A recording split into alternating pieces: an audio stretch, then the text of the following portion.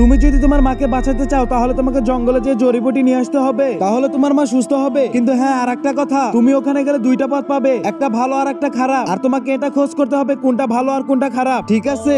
আমি কিভাবে বুঝবো কোনটা ভালো রাস্তা আর কোনটা খারাপ রাস্তা? আমি তো কিছুই বুঝতেছি না। এর থেকে ভালো আমি চলে যাই। দাঁড়াও, এটা হলো খারাপ রাস্তা। যদি তুমি এই রাস্তায় যাও তাহলে সহজেই তুমি জড়িবুটি পেয়ে যাবে। আর এইটা হলো ভালো রাস্তা। তুমি যদি এই রাস্তায় যাও তাহলে তোমার একটু বিপদের সাথে মোকাবেলা করতে হবে। আমি একটা কাজ করে জড়িবুটি নিয়ে যাই। একটা কথা মনে রেখো, রাস্তায় তুমি কোনো ভুল করো না আর তুমি ভালো পথেই যেও। না না না, আমি ভালো পথেই যাব। আরে আমার অনেক পানি পিপাসা লাগছে। এই ধরো ভাই, পানি তুমি খাও।